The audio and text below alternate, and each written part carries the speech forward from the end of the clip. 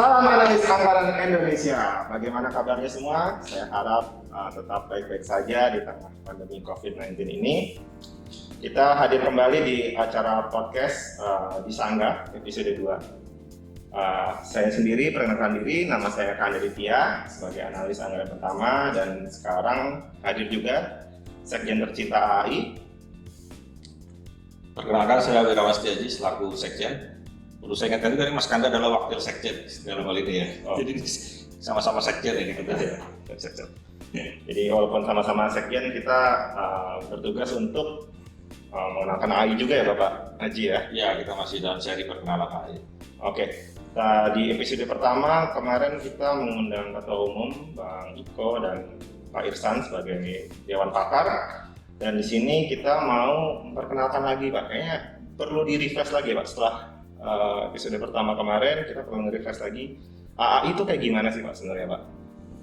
Ya, kita kan terbentuk ya sebagai tindak lanjut dari Permenpan nomor 21 tahun 2016. Oke. Tentang pembentukan jabatan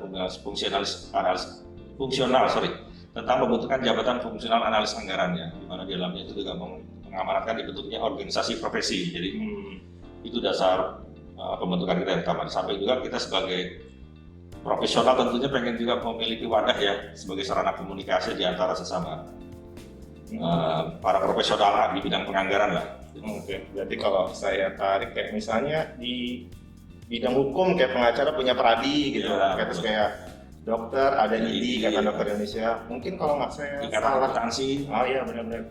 Kalau di ranah PNS kayak mungkin kayak Mitra Humas kali ya Pak ya, Mitra Humas yang kalau nggak salah di DJPK ada tuh analis keuangan daerah. Jadi AI itu wujud kayak gitu ya Pak sebenarnya? Ya, sudah seperti itu ya.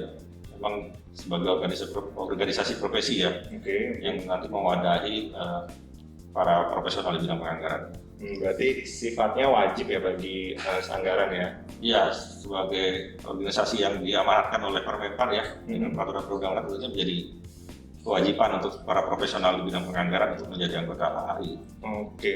Terus dari, kan tadi ada AI, pasti kan dari suatu lembaga atau wadah organisasi itu pasti ada anggotanya dong Pak?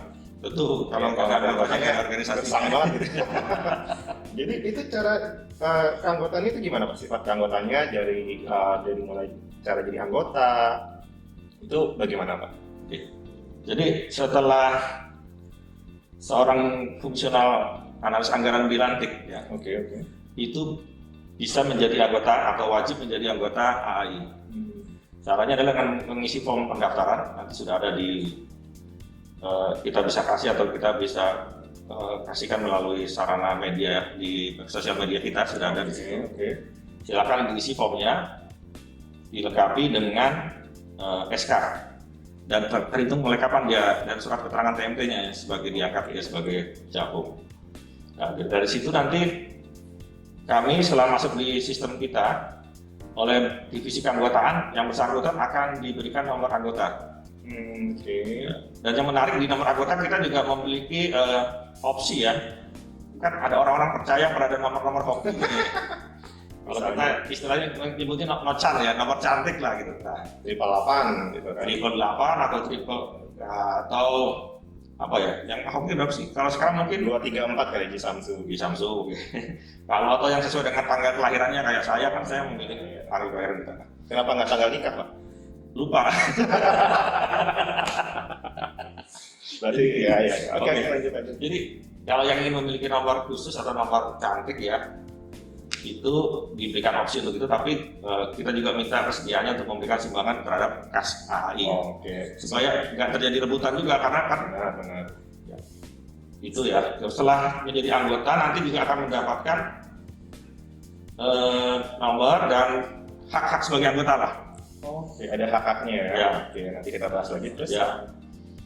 Ya udah cukup setelah itu. Jadi sebenarnya agak sulit untuk menjadi anggota AI. Yang sering menimbul pertanyaan terutama di grup Telegram kita ya. Bagaimana kalau sudah dilantik tapi belum dapat SK gitu, atau sudah dapat SK tapi belum dilantik? Nah, ini yang juga menarik untuk dijawab. Tentunya ya harus dipenuhi dulu semuanya itu, tapi untuk teman-teman yang mungkin yang sudah sudah dapat SK atau sudah lulus seleksi ya, kan ada JFA, seleksi, itu mungkin bisa berkomunikasi dengan pengurus AAI untuk kita bantu advokasi mengenai pelantikannya atau status jabatan fungsionalnya gitu. Jadi balik lagi tuh itulah pentingnya ada AAI ya sebagai advokasi. Sebagai advokasi. Itu salah satu manfaat juga dari AAI untuk anggota. Ya, yang perlu diingat juga bahwa untuk menjadi seorang fungsional analis anggaran ini kan ada tiga jalur ya. Yang pertama passing atau seleksi ya. Yang kedua alih jabatan. Yang ketiga karena promosi. Oke. Nah, semuanya ini memang tiga jalur yang berbeda, tapi ketika dia sudah menjadi fungsional analis anggaran dan sudah bergabung menjadi anggota AAI, ya kita anggap ya sudah menjadi profesional sebagai profesional analis anggaran. Ya tidak ada lagi kita membeda-bedakan asalnya dari mana gitu ya. Karena kita udah masuk di kolam yang sama nih gitu kan, seperti yang disampaikan oleh Pak Ketum. Betul. Ya sih Pak. Kalau udah jadi analis anggaran ya apapun dari mana metode masuknya istilahnya ya, itu udah jadi pakar sih. Ya, tadi saya menarik tuh Pak yang hak-hak menjadi anggota AAI gitu Pak. Setelah dia menjadi anggota nih pasti kan. Makanya itu apa aja tuh Pak? Ya, ini juga bagian daripada program kerja Pak Ketum ya, yang disampaikan dalam kongres ketika beliau secara terpilih ya, secara aklamasi. Satu adalah pengembangan. Jadi bagaimana kita bisa memberikan peningkatan kapasitas anggota analis anggaran agar menjadi seorang analis anggaran yang profesional, ya, yang memiliki nilai-nilai sesuai dengan kode etik dan perilaku yang ditetapkan gitu ya. Memang kode etik kita sekarang masih dalam proses penyusunan karena kita kan baru terbentuk di bulan September 2020. Ya, jadi tahun ya kemarin ya. Organisasi kita ini masih muda ya, karena memang diamanatkan dalam Permenpan itu 3 tahun sejak Permenpan itu terbit sudah harus terbentuk organisasi profesi. Jadi 3 tahun maksimal ya, maksimal. Berarti kita udah pasut bulan ya? Kita dari tahun kedua sudah bisa terbentuk ini AAI. Ya, terus manfaat berikutnya tadi mengenai advokasi ya. Advokasi artinya bagaimana kita memperjuangkan hubungan antara anggota dengan instansinya, dengan anggota dengan instansi pembina dalam hal ini adalah Direktorat Jenderal Anggaran ya. Betul. Dan lagi yang terakhir kita juga mungkin manfaat yang lain mengenai pengembangan profesi tadi ya melalui webinar dan pelatihan. Tapi kita juga membuka kesempatan untuk masukan dari anggota lah. Betul. Ya. Jadi biar ada dua arah ya. Dua arah juga kira-kira mungkin kebutuhan pelatihan seperti apa gitu ya yang dibutuhkan oleh anggota ya. Nanti ada kesempatan Pak Ketua Divisi kita dari pengembangan profesi akan kita ajak ngobrol juga di sini tentunya. Dari masing-masing ketua divisi lah pada umumnya. Betul. Saya ingat yang pas di podcast pertama kemarin yang Ketum bilang tentang tenis itu kan itu tujuannya AI ya, maksudnya membuat analisa tentang melawan tenis kan, maksudnya di sini ya kemiskinan. Yang apa itu ya? Iya, benar. Menarik sekali. Mengambil perumpamaannya betul. Perumpamaan antara Avengers melawan Thanos itu.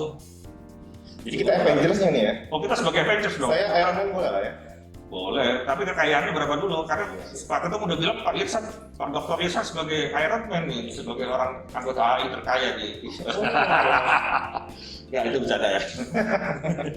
Oke. Artinya kita adalah jagoan dan artinya kita di pihak yang benar.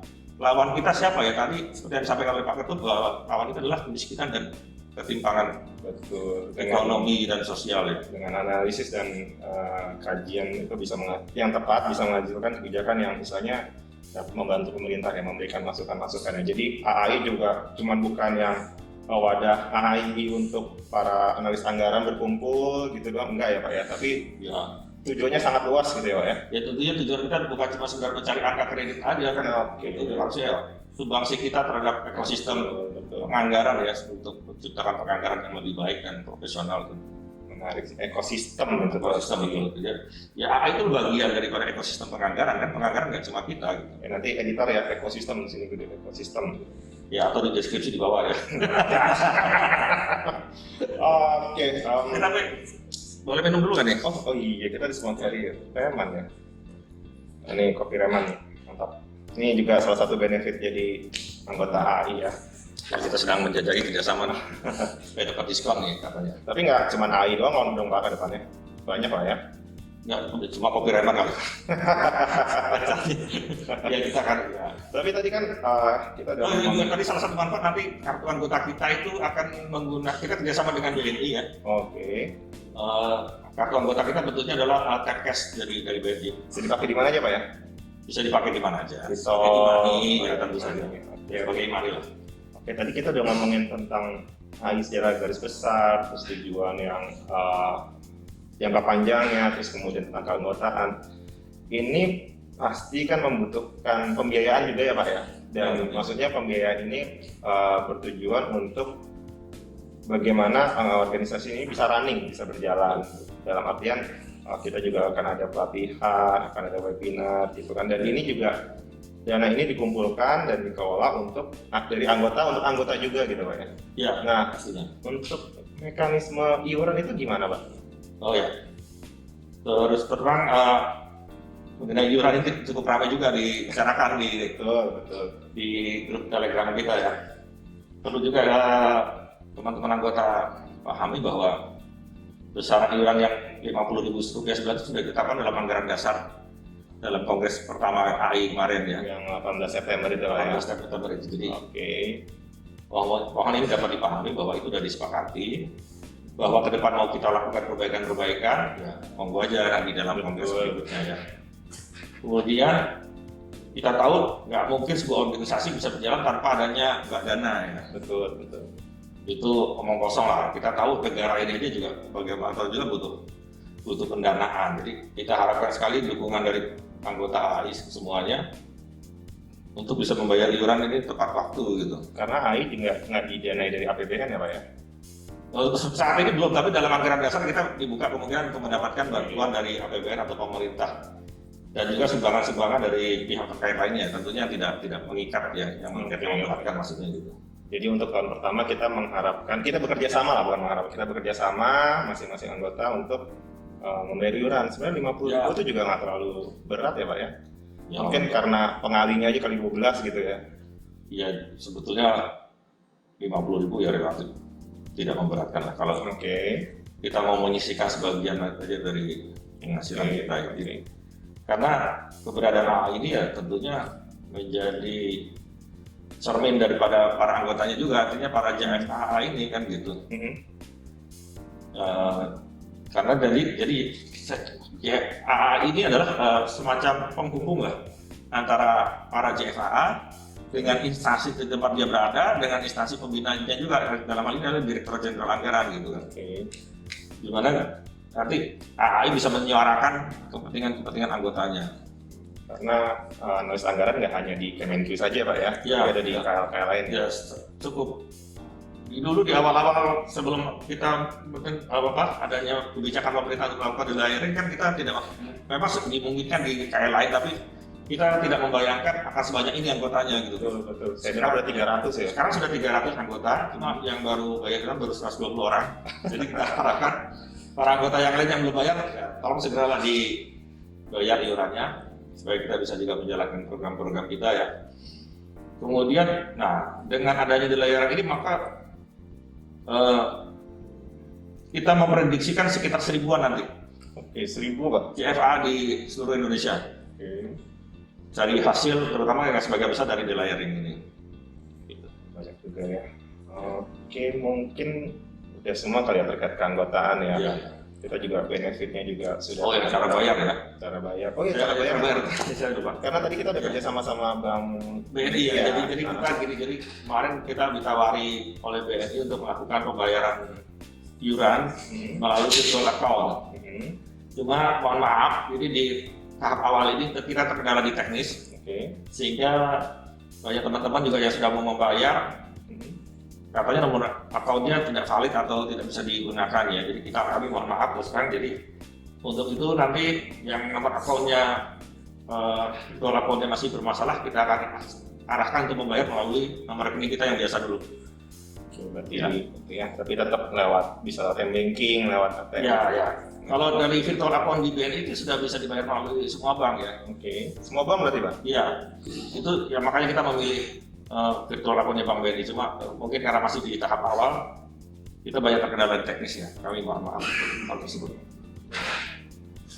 Oke, udah berarti cara bayar udah semua. Nanti untuk cara bayar kita akan kasih link ya. Ya Mungkin orang teman-teman masih bingung nih cara bayarnya gimana gitu kan.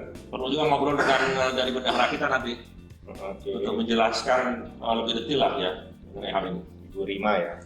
Bendahara kita Pak Iqbal Pak Iqbal. dan wakil bendaharanya Ibu Rima dari PPATK. Ngeri juga PPATK ya. Jadi Ya saya rasa cocok lah kalau jadi bisa kepantau nih transaksi keuangannya. iya, pas apalagi ada yang salah transfer gitu, tadinya 106.000 jadi 600 juta malah ketahuan ini ya. Banyak Ya, sinyal itu. kalau dengan salah transfer 600 juta sih saya senang-senang aja. Oke, itu aja kali ya Pak Oke. Haji ya. Mungkin ada mau tambahan? Saya rasa cukup nanti. Oke. Kita bisa sambung di podcast berikutnya. Oke, jadi saya recap dari awal ya Pak ya. Jadi AA itu juga sebagai bukan organisasi sekedar ada, tapi AA ini juga punya tujuan dan roadmap ke depannya, dan di mana kita juga menggait para anggota ini untuk bekerja sama. Jadi bukan kita sebagai pengurus doang yang bekerja, tapi dari masing-masing anggota, gimana caranya kita menghasilkan analis dan ide-ide untuk membantu Indonesia, terutama kan membantu para pengambil kebijakan untuk bisa menghasilkan kajian yang berkualitas. Dan salah satunya kita harus bekerja samanya gimana? Kita melalui satu wadah namanya AI. Oke, itu saja untuk episode kedua di Sanggar ini. Terima kasih atas atensinya.